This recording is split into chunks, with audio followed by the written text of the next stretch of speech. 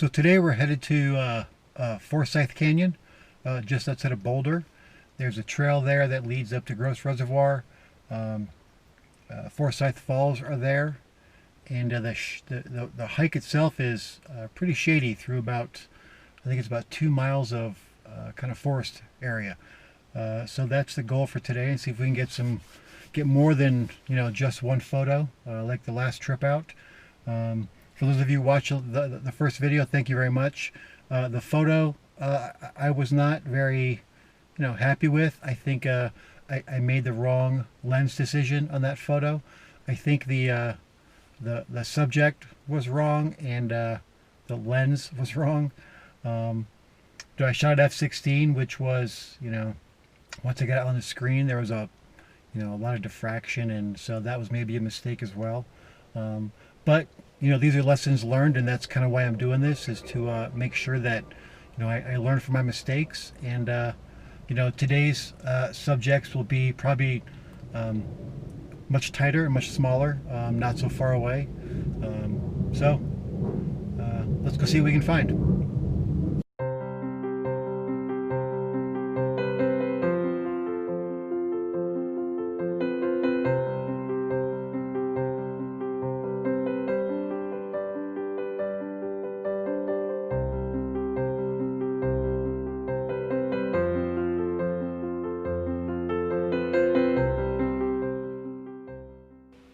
So I've gotten up here just as the rain has started, which should actually, maybe help a little bit as far as the greenery goes. So we'll be getting a little bit wet today, but that's all right. So if you're ever out in the Rocky Mountains and you get lost, here are some survival tips for you from Colorado Division of Wildlife. First and foremost, if the lion attacks, fight back. Yeah, that's my first thing. And the next one is, if a bear comes into your camp, try and chase it away. Yeah, that worked great for DiCaprio, didn't it?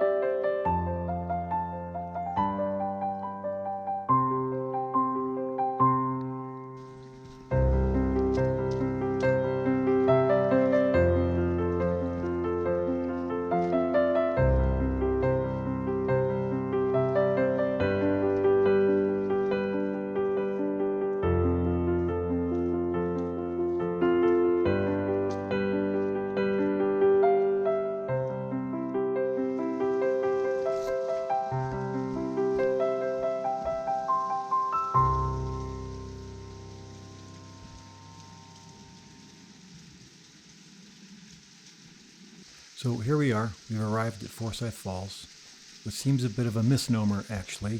Looks a bit more like a spill than an actual falls, but that's okay. I spent the first 30-40 minutes looking for a good composition. I was focusing more on kind of the right side to make sure that I had a clean shot of the falls, plus an interesting foreground element. But from the right, there were several elements that became somewhat distracting.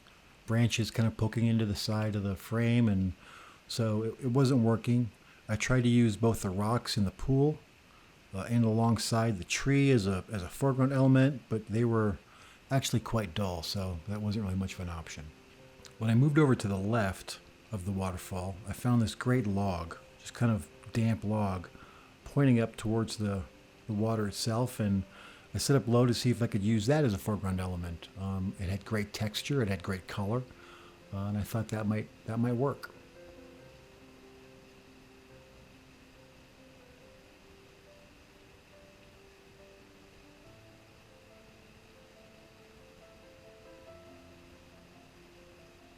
This was the shot I got. I don't think it was too bad, all things considered.